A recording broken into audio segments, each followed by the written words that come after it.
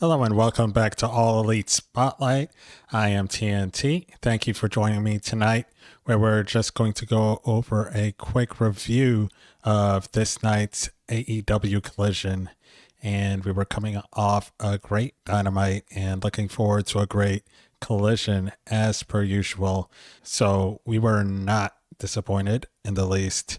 We had a World Tag Team Championship match to start the night. FTR defending against the Rascalz, and that team was comprised tonight with Desmond Xavier and Zachary Wentz. We did a quick little video package before the match actually started, just showing how 2 weeks ago the Rascalz earned this world title shot by defeating FTR in an eliminator match 2 weeks ago on Dynamite, with a little added distraction from the Young Bucks. But hey, they won fair and square, and here we are tonight going off against the World Tag Team Champions, three-time champions, the team of FTR. So great matchup. I've got to say, the more the Rascalz wrestle on AEW television, the more the fans get to see exactly what makes them so special. And I would say tonight was their best showing, and that even includes the matchup 2 weeks ago where they beat FTR. I just thought it was a really solid showing, not just by the Rascalz, but by FTR as well. They really gelled well together. A lot of good back and forth. FTR in their classic heel role, just doing all the underhanded things you would expect a heel tag team to do. So the hair pulling, the choking, sneaky tags, all that stuff. I think I even saw Stoke in his wheelchair, which when is he gonna get out of that by any chance? Maybe Revolution, he'll have a miraculous healing or something. I don't know. We shall see. But I will say FTR, yes, they were definitely in their heel bag tonight, but also just, doing what makes them special and working so well as a tag team, as we've all come to expect by now, right? And the Rascalz wowing the crowd with their high-flying, fantastical moves. Desmond Xavier doing Desmond Xavier things, and Zachary Wentz right there with him, step for step. So we got a good showing, like I mentioned. As the match came down to an end, we did see FTR, being FTR, hitting an FTR trigger. Yep, an FTR trigger, going for a Meltzer driver, which did happen to get blocked. But in the end, it didn't matter. They hit a Shatter Machine on Wentz, 1, 2, 3. The match ended. FTR retains their World Tag Team titles, which was to be expected. I imagine all of you out there thought along the lines that I did. In my preview video, in case you did not see it, which I hope you did, please make sure to check it out. And I did say that FTR would be the safe bet, and that's not a big shocker. Like I just hinted at, I'm pretty sure all of you out there said the same thing as well. But you never know, right? Miracles do happen, strange things do happen, but it was pretty much a lock, and FTR did successfully defend.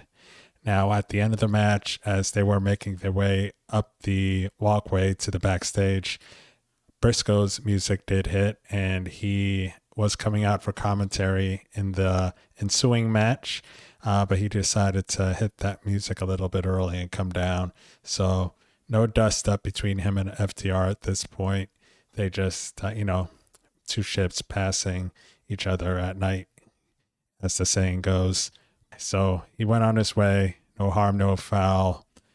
From there, we went to a quick backstage promo showing Hook roaming around backstage, asking random guys if they are wrestlers and if they want to be a part of the ops. And of course, not being serious with any of them. But Q Anthony Bones, he comes up. He's given what Hook said to him a lot of thought. And you know what? He thinks he has what it takes to become a killer. So Hook basically says, all right, you take the camera from Shibata and you follow us, and we'll see about that. So didn't do much else. I guess we'll see in the ensuing weeks, in the coming weeks, exactly what that means and if Bowens is going to get that killer edge or what exactly is going to happen. Hook did actually choke out one of those extras back there with that red rum choke of his. So we'll see how that plays out. But I am actually liking this side of Hook. So maybe where I had my doubts that he could be a leader of the ops or a leader period, I think I can see it in him a little bit now. So I'm interested, definitely interested to see where this goes. And particularly curious as to see when Joe will come back as well and what would happen then. From here, we go to the singles match. So the match that Briscoe came out to commentate on. We have two former TNT champions, Daniel Garcia of the Death Riders and Tommaso Ciampa. They are going one-on-one, and I guess they're trying to climb the ranks to get their TNT titles back. So this is good. So it doesn't look like Ciampa is going to just get the automatic rematch, and he's going to have to work his way up. It was good to see Daniel Garcia in a one-on-one match again on AEW TV. It has been a while, particularly since he has teamed with the Death Riders. So it was good to see him go in it. And I mean, going into it, I kind of imagined that Ciampa, he was more than likely the one to come out on top in this one. And that ended up exactly being the case. Now, there was some interesting moments. So everyone knows that Garcia used to be the dancing guy. He would do that terrible hip thrust thing, putting his crotch in people's faces when he's got them up in the ropes in the corner, and he's up in the turnbuckle. And looks like Ciampa gave him a taste of his own medicine there, no pun intended. And so that was kind of hilarious. Now, where Briscoe did get involved in the match and ended up being an integral part of the finish. Now, Daniel Garcia, he basically, at a moment close to the end of the match, he was taken out of the ring. He went up to Briscoe's face, gave him the old fist palm, mushed him in the face, got back in the ring. Of course, Briscoe, he's not going to like that. He hops up on the apron, and as Ciampa is running into the ropes, they collide into each other. That stuns Ciampa a bit. He gets put into a jackknife pin, and Daniel Garcia gets the surprise victory. And of course, Ciampa is not going to take lightly to that. And an argument ends up happening between Ciampa and Briscoe. At the end, Briscoe extended a hand, apologized, all that good stuff. But Tommaso slapped it away. He's not having it. And he gets out the ring, and he's out of here. Briscoe, that is, he gets out the ring. Cue FTR. So just like when FTR was leaving and Briscoe came out, now Briscoe's leaving and FTR comes out. They walk right by him, go confront Ciampa. But Briscoe, being Briscoe, he slides back into the ring to have Ciampa's back. They stare down FTR and leave the ring together. And so it's Ciampa and Briscoe. They shake hands. They're to the backstage area, and Ciampa does what Ciampa does, and backstabbing, attacks Briscoe, beats him up a little bit, throws him into the screen there, hits him with the running knee, and pummels him for a bit. So basically, there we go. It looks like Tommaso Ciampa has taken FTR up on their offer, and he's going to do bad things. I mean, with a name like the Psycho Killer, you can't be too surprised, right? So Tommaso Ciampa, that good guy act is over and done with, and he is aligned with FTR, and we'll see where it goes from there. That's a pretty impressive trio. Good, solid team of tag team specialists for sure, and we will see what happens. We get a little bit more of that later on in the show. So I'm pretty happy with that. I'm a fan of Ciampa, and the best Ciampa to me is a vicious Ciampa that can't be trusted. I mean, that just kind of is his best persona. So I'm okay with it and actually looking forward to it. And I'm sure he and Briscoe will have some amazing matches. So win-win for me. Anyway, let me know what you guys think, if you agree or disagree, or if you have a different take on it altogether. But from there, we have a quick video package just highlighting and setting up the main event for later tonight, Claudio versus Takeshita. And they show some history, so some footage from their matchup at the Continental Classic, which did end in a time limit draw, just like it did for Moxley and Takeshita. So a through line there in the storytelling, which is always good. All right, from there we move on to a singles match. We hear the most dangerous music, right? Here comes Swerve, and he's taking on Bandito's brother, Gravity, who we haven't seen in a while either on AEW TV. And poor Gravity did not get an entrance, at least not a televised one. They show a quick video package from this past Wednesday night where Swerve choked out Brody with the chain, and then we're off to the match. Pretty straightforward match, not a lot of offense for Gravity. He gets pretty much straightforward beating and a solid dominant win for Swerve. Just kind of toying with him at the end there, taking his time with the Swerve stomp and the house call. And yeah, just pretty straightforward. I was wondering if we'd see Swerve go a little too far and maybe Bandito will have to come down to save his brother, which would also include possibly Brody King. But nope, Swerve just gave him the beating, and that was it. No Bandito, no Brody King, either in person or on a video package or anything like that. So I didn't see that coming, but that's fine. We got to see Swerve tonight. We got to see him dominate, and we'll save it for later down the road. I'm sure they'll mix it up one more time, most likely at Dynamite, to get us more interested in the eventual battle here at Revolution. And I'm sure Brody King will want to get his lick back, so to say. Next, we have a quick video package with Chris Statlander. She's obviously talking about Tekla. She wants her title back, and she wants it not just in a straight-up match. She wants 2 of 3 falls. So she wants some redemption to really make a statement here and show her that, the cosmic killer, Stat Daddy, that she is the one and only true champion.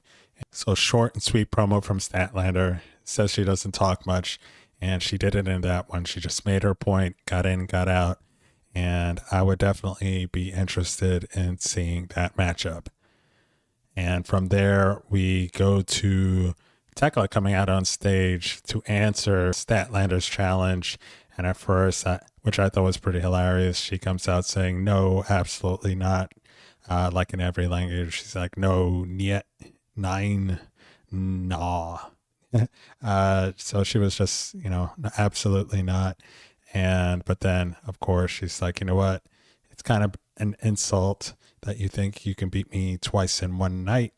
And, she's everything that that Statlander is afraid of. So she accepted the challenge. It's going to be 2 out of 3 falls at Revolution for the AEW Women's World title. And that's definitely a good one to look forward to. It's going to be good. So we go from a straight up match to a strap match. That's Statlander loss. And now is Statlander who's picking a stipulation here, not unlike Hangman Adam Page at Revolution. She is picking the stipulation. They're both champions trying to get their titles back from the person that beat them.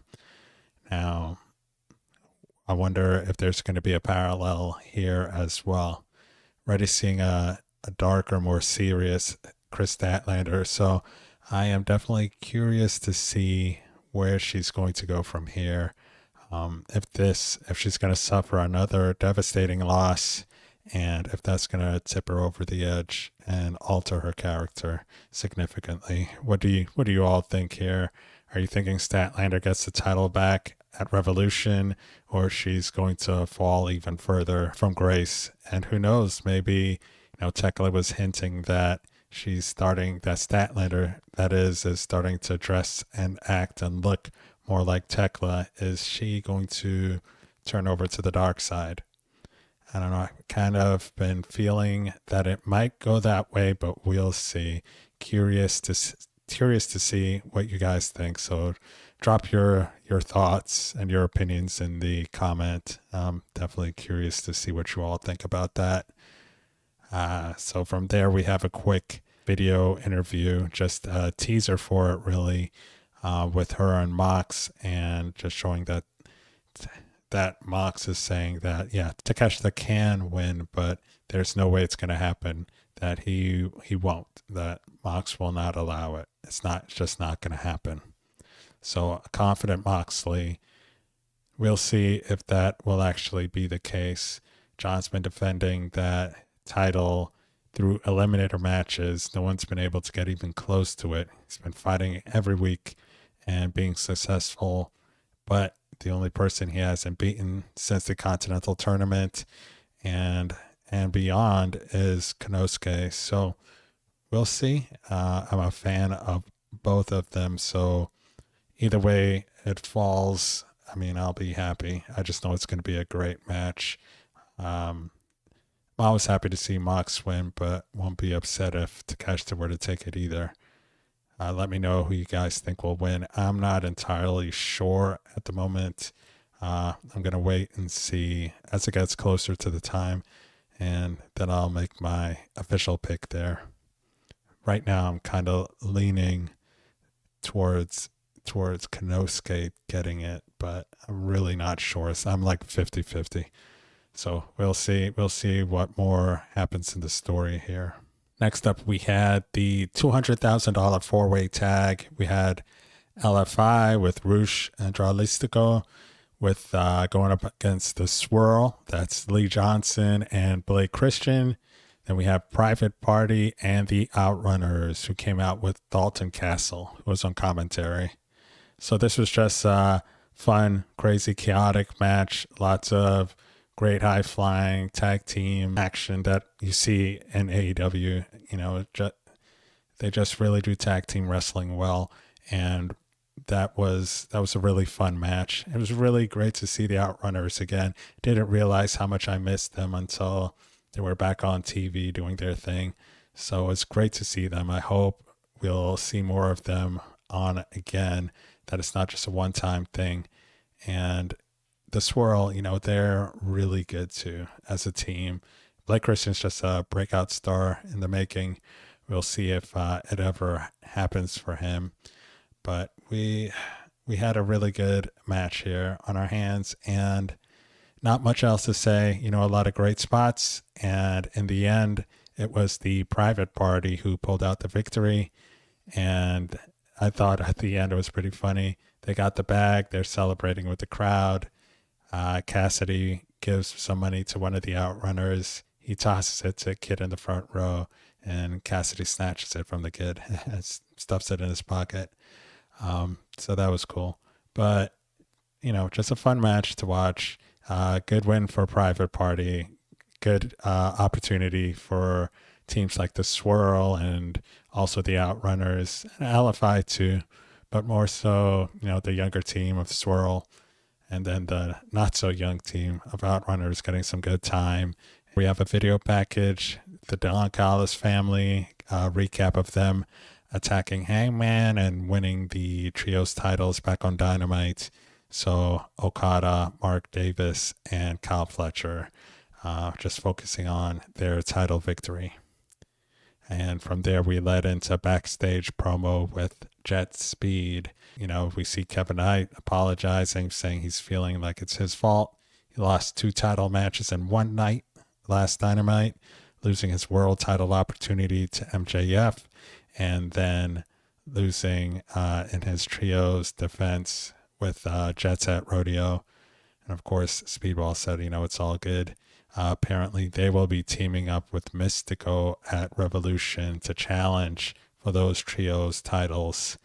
And then Speedball, he also has a match with Kyle Fletcher coming up on this week's Dynamite, where he'll be challenging for the TNT title. And we've got to remember that Speedball does have a singles victory over Kyle Fletcher this past Continental Classic. Now, towards the end of their promo, their interview, Swerve did come up to Kevin Knight and interrupted him and tells Kevin that, he needs to get serious and he needs to become a killer.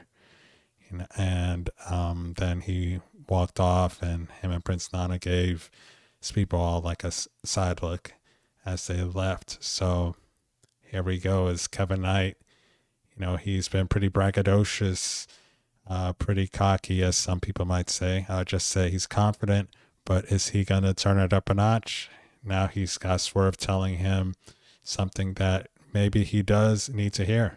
I mean, Kevin Knight says he's the future, he's the present and all of that, but Swerve has a point, and I love Jet Speed, so I'd like to see them together, but I also like them pursuing their singles career as well. So I wouldn't be surprised if Kevin Knight gets a little more serious. And does he need to turn and be a bad guy? Does he need to turn and attack his boy Speedball? No, he doesn't. So maybe it will be just a clean break, but does not always tend to happen that way in wrestling. So we shall see. Let me know. Do you guys want to see them split? Do you want to see Kevin Knight on his own? Do you want to see him become a little darker, go to the dark side, get a little more vicious, a la Swerve Strickland himself? Let me know what you guys think. From there, we get a quick, some footage of a backstage fight that happened earlier in the night. We have Megan Bayne and Lena Cross. They attacked the Babes of Wrath and left them laying. And from there, we went into the next match, a tag team match, Lena Cross and Megan Bayne against the Timeless Love Bombs with Luther in their corner. So Toni Storm and Mina Shirakawa. So I was wondering, as I saw Lena Cross and Megan Bayne together in the ring, posing, does it take a little bit away from Megan Bayne that Lena Cross is the same height, if not a little bit taller? Because Megan Bayne has been being shown as this powerhouse, this intimidating, unstoppable force. And now we have someone that kind of measures up to her, standing right next to her. I mean, it helps that they're teammates and they're working together, but does it take some of the allure, some of the shine off of Megan Bayne? Let me know what you guys think in the comments. Personally, I think it kind of does, but, I actually was thinking and had a little concern about that, but as the match was going on and it unveiled itself, I liked the team. They worked really well together, both powerhouses. Throughout the match, they were showing off, feats of strength. There was a spot where Megan Bayne had both Toni Storm and Mina Shirakawa, had them held and did the fall away slam with holding both of them. Then there was the double power bomb with Lena Cross in the corner. So they featured pretty well together and they melded pretty well together. I thought they were a good team. They looked good and they pulled out the victory, which is not an easy thing to do against the Timeless Love Bombs with Toni Storm. It's always a big deal if you can defeat her.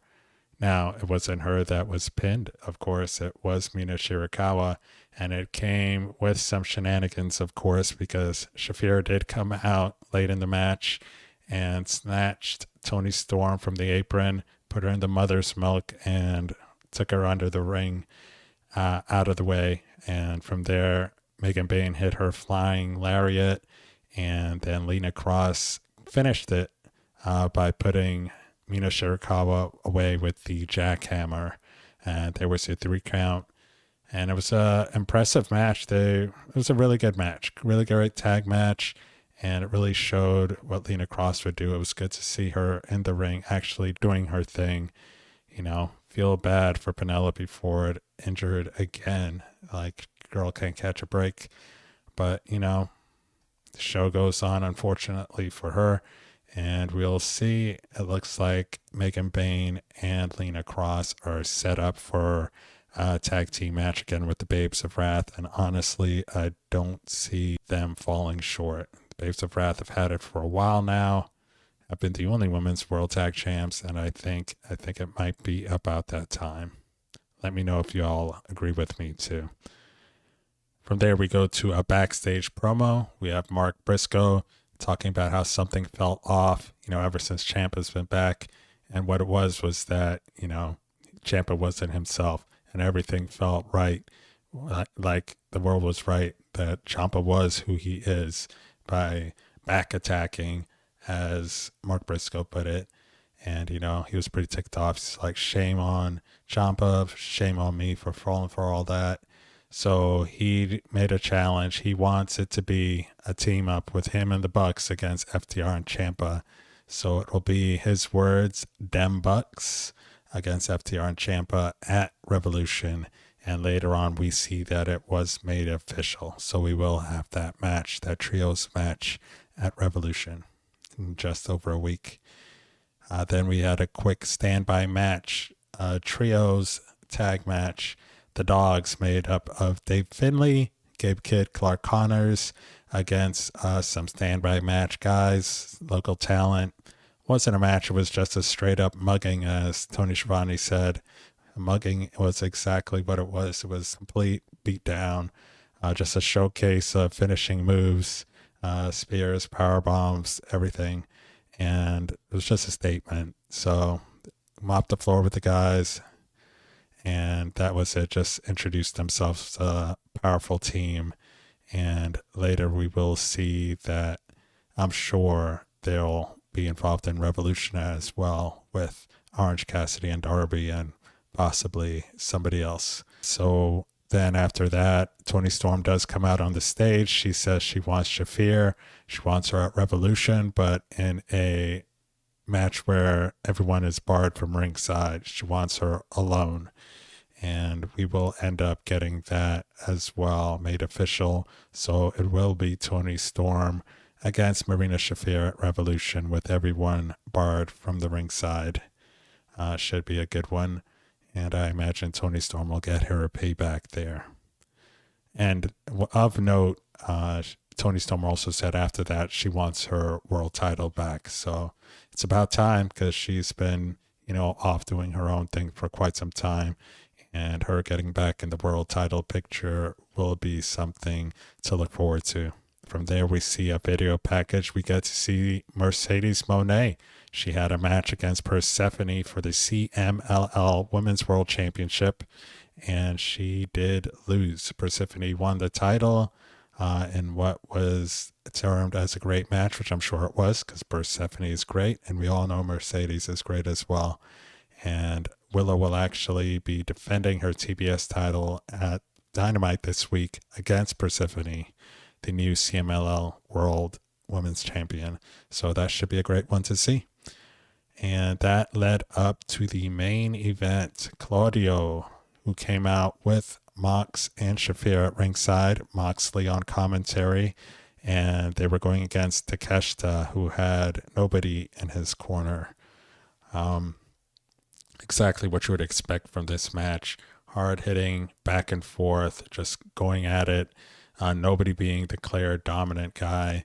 If you were going to give the points award, I guess, in the match, maybe it would go to Claudio, because he was working the left arm of Konosuke throughout the match, which commentary did mention that Mox would be sure to remember come Revolution. So Claudio worked the arm throughout the match. Like I said, a lot of back and forth, good strikes, good chain wrestling, big hits, everything you'd expect from those two. Now, as it wound down and got towards the finish, Claudio grabbed his title, and out came Hechicero. He grabbed it from the title from Claudio, and that distraction almost cost Claudio the match, but he was able to try to regain control, was trading blows with Konosuke in the ring, but did suffer a big knee strike, and then the Raging Fire, and 1, 2, 3, Konosuke, Takeshita gets the victory. That would have been how I figured it would have ended as well. Claudio can at least rest assured in the fact that there was some interference that did cause a distraction. So he did lose, but not without little assistance from the Don Callis family. And at the end of the match, of course, Mox and Konosuke get into it. They're face to face at ringside. Hechicero then takes it upon himself to attack Moxley from behind, but Konosuke says no, he doesn't want that. Stop. But of course, too late. Claudio gets involved. He's attacking Hechicero. Mox and Konosuke are going at it.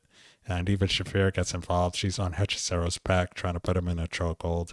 So the night went off in the middle of the fight, which is always good. Shivani's there screaming, "We're out of time."